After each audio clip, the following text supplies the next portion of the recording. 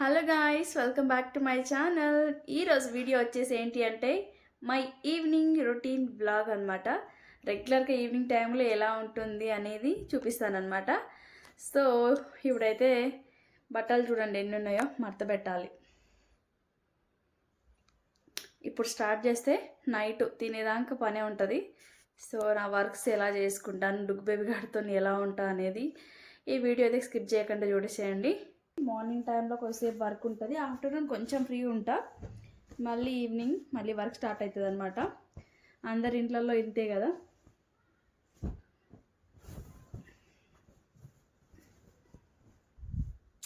ఏదైనా long videos చేయాలంటే views తక్కువ వస్తున్నాయి అనమాట. సో అందుకే లాంగ్ వీడియోస్ పెట్టాలంటేనే భయం వేస్తుంది. ఎందుకంటే అంత కష్టపడి వీడియో తీసి ఎడిటింగ్ చేసి థంబ్నెయిల్ పెట్టేసి నేను చాలా ఎక్స్పెక్ట్ చేస్తాను కదా, ఆ వీడియో అనేది రీచ్ ఉండదు. నేను నార్మల్గా పెట్టిన వీడియోకి మంచి రీచ్ వస్తుంది అనమాట.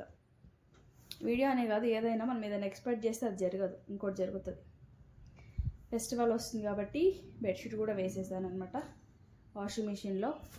శివరాత్రి ఫెస్టివల్ మీరు ఎక్కడ చేసుకుంటారు? శివరాత్రి ఫెస్టివల్ విలేజ్కి వెళ్తారా, హైదరాబాద్లో ఉంటారా?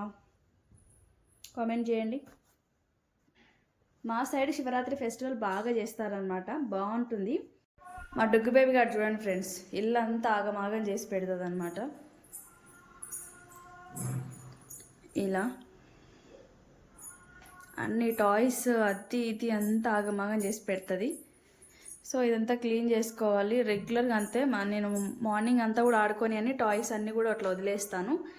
ఈవినింగ్ ఎక్కడ పడితే అక్కడ కూర్చుంటుంది, పడుకుంటుంది, ఇష్టమే ఇష్టం. అందుకే మార్నింగ్ లేవగానే బెడ్ చదరాలి. ఇప్పుడు బెడ్ చదరాలి. డుగ్ బేబీ కూడా అలా చేస్తాడు మరి.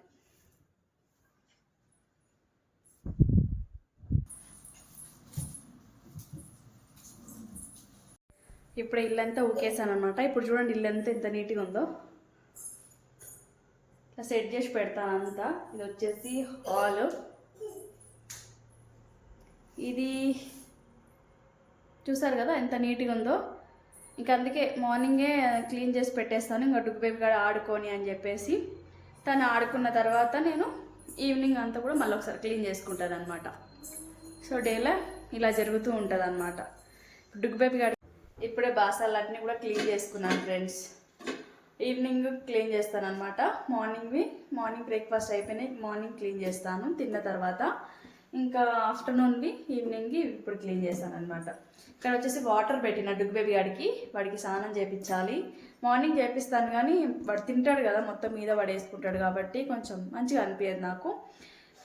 సో వాడికి హలో గైస్, ఇప్పుడే డుగ్ బేబీ గాడికి స్నానం చేసిండు అనమాట. సో వాడికి ఇప్పుడు రెడీ చేయాలి. ఇప్పుడు కష్టం అసలు అయింది. వీడు మాయిశ్చరైజర్ పెట్టుకోనికి, బొట్టు పెట్టుకోవడానికి చాలా కష్టపడతాడు నా పండుగాడు.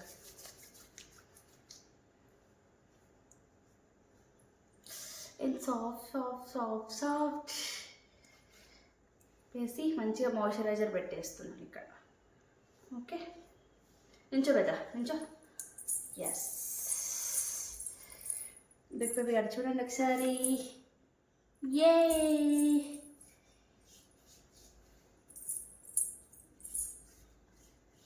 మాయిశ్చరైజర్ పెట్టుకుంటుంది నా పన్నమ్మ, మంచిగా రెడీ అయిపోతుంది కదా.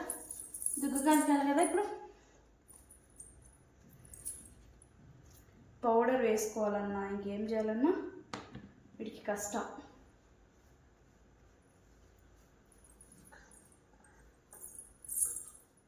ఓకే ఓకే, స్టిక్కర్ పెట్టుకోవా నువ్వు. Come come Duggu come.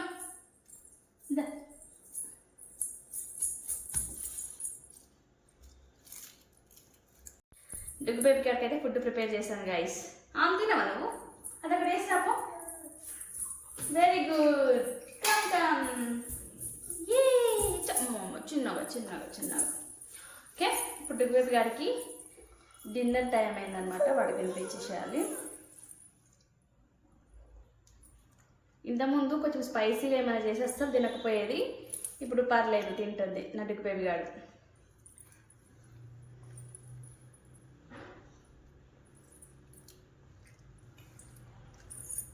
Water తాగుతావా?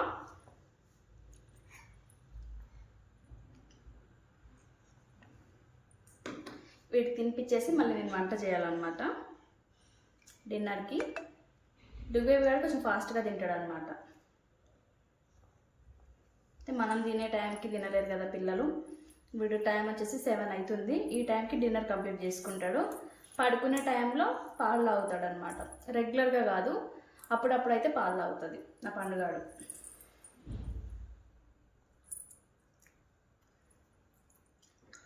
ఫుడ్ విషయంలో అయితే అస్సలు సతాయించదు గైస్ మా డుగ్బేబీ గాడు. దీంట్లో ఒక్కటి కొంచెం నాకేం సతాయించదు తినే విషయంలో.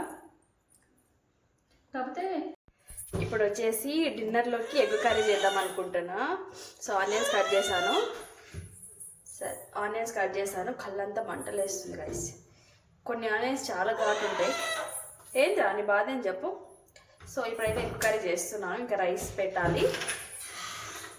డుగ్బేబీ గారు తిన్నాడు. పడుకోడు కూడా పడుకోడు. ఇంకా చూసారు కదా సౌండ్ ఎంత డిస్టర్బెన్స్ చేస్తుందో. మిమ్మల్ని చూస్తుందంట. కబోర్డ్ మీకు ఎక్కుతుంది. ఎస్ డిగ్ బేబీ. ఓకే కర్రీ చేసేటప్పుడు చూపిస్తా. ఆల్రెడీ ఆనియన్స్ కట్ చేసా. ఇప్పుడు వచ్చేసి సింపుల్గా ఎగ్ కర్రీ ప్రిపేర్ చేస్తున్నాను అనమాట. సో డిన్నర్లోకి డుగ్బేబీ గారు తిన్నాడు, వాడు ఆడుకుంటున్నాను అనమాట. రోజు నైట్ కాగానే కర్రీ ఏం చేయాలో అర్థం కాదు, మార్నింగ్ టైంలో ఏం బ్రేక్ఫాస్ట్ చేయాలో అర్థం కాదు. నాలాగే మీరు కూడా ఆలోచిస్తారా? నేనైతే సగం టైం వేస్ట్ చేస్తాను ఆలోచించి. కానీ ఫస్ట్ ఏదైతే అనుకుంటానో మళ్ళీ లాస్ట్కి అదే చేస్తాను అనమాట. అలా ఉంటుంది మరి. ఇప్పుడైతే ఆయిల్ హీట్ అయిన తర్వాత పచ్చిమిర్చి, ఆనియన్స్, అలా tomato curry, egg tomato curry సింపుల్గా చేస్తాను అనమాట. ఎక్కువ మసాలాస్గా వేయను నేను. నార్మల్గా నాన్ వెజ్లో తప్ప నార్మల్గా వెజ్ కర్రీస్లో మాత్రం ఎక్కువ మసాలా ఐటమ్స్ కానీ వేయను అనమాట. నవీన్కి నచ్చదు, నాకు కూడా అంత నచ్చదు. సింపుల్గా అయిపోతుందని చెప్పేసి ఇలా చేస్తున్నాను. ఏం లేదు, ఆయిల్ హీట్ అయిన తర్వాత పచ్చిమిర్చి వేసుకోవాలి. కొంచెం ఫ్రై అయిన తర్వాత ఇంకా ఆనియన్ ఫ్రై అయిన తర్వాత పసుపు, అల్లం వెల్లుల్లి పేస్ట్ చేసుకోవాలి. లెగ్స్ బాయిల్ చేసుకొని సైడ్ పెట్టుకున్నాను అనమాట. ఇట్లా మొత్తం ఆనియన్స్ కూడా ఫ్రై అయిపోయిన తర్వాత టమాటోస్ కూడా వేసాను. టమాటోస్ ఫ్రై అయిపోయిన తర్వాత ఇంకా లాస్ట్లో